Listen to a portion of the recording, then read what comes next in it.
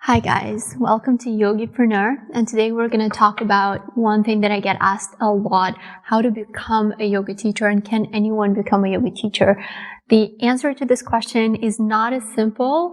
Yes, pretty much everyone can, but you need to have certain qualities, you need to have certain certifications to do that. So today I'm going to tell you about 4 things that I think are essential for a successful yoga teacher. Let's go. First of all, you want to love the practice. And I know it sounds like it's so simple and it's irrelevant. And obviously, if you're thinking about it, you love the practice.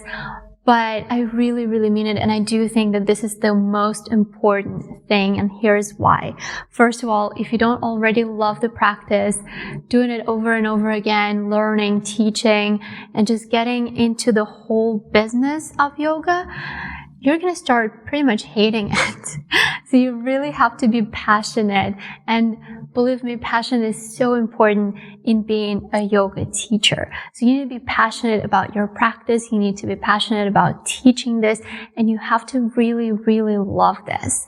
At the end of the day, all the teachers, we all know exactly the same asanas. We all know, we've heard the same stories about philosophy, myths of asanas. And yes, we come from different yoga backgrounds, but still the physical aspect of it is pretty much the same. How we are different is the energy that we project to our student, is what we give in terms of an experience. And students are coming to you for your compassion, for your time, to find that space, that safe space that only you can create for them. So you have to love the practice. You have to be passionate about it. And actually, let's add a compassion to it as well. So you have to be passionate and compassionate in general and about the practice. Second thing, very, very important in my opinion, teacher training. And it sounds kind of obvious, but I do know some teachers who were teaching for some time without a teacher training, without a proper yoga education. And it is possible. Usually those people, they are coming from a fitness background, already knowing quite a lot about anatomy, how to work with human body, how to teach, and they can become a pretty successful teacher as well. The only thing is that most of the people who I saw doing that, they continue working in the gym setting. And there is a difference between a gym yoga and a studio yoga. If you want to progress into studio yoga, I think that teacher training is absolutely essential. I'm going to add a link to the video that talks about how to choose your first teacher training, how to choose a teacher training in general. But the main thing that I get asked all the time is to how to choose it. And if I had to give you just one advice here, is go with the teacher that you trust, go with the teacher that you love, go with the teacher that you are inspired by. And I guarantee you this would probably be the best teacher training that you can choose for yourself. Third thing you want to have is certification. And again, that's pretty debatable. I know people who choose not to obtain certificate.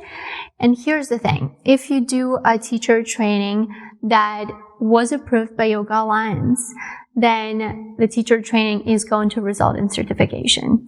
Whether you want to register it with the Yoga Alliance, that is completely up to you.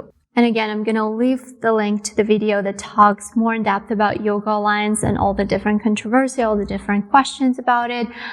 But here's my opinion, is that at the moment, this is the only organization that has some sort of guidelines, right?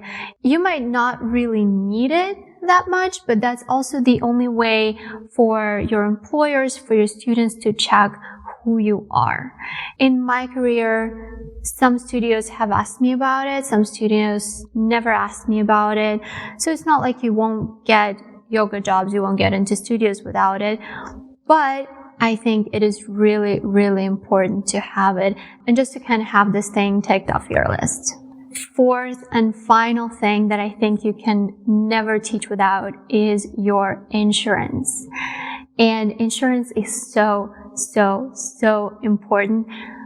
just like the previous two things, teacher training and certification, I know people who do yoga, who teach yoga without insurance, and I think that it is just not too responsible of them. Let me tell you a story. When I was doing my first teacher training, we had to spend about 15 hours of observation, which is when we were just sit in the room while a teacher is teaching a class and observe the sequence, observe the flow, the cues, and all this stuff.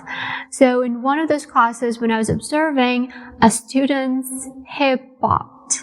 It turned out that the student had a dislocated hip, they had hip replacement surgery, and somehow they still ended up being in a yoga class. They never told the teacher about it, but this happened. And let me tell you, it was pretty scary.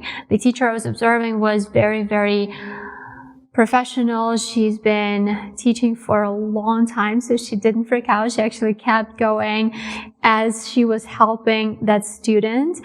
And then the ambulance came. Anyways, it was just really, really scary. That was probably the point when I realized I'll never teach without an insurance.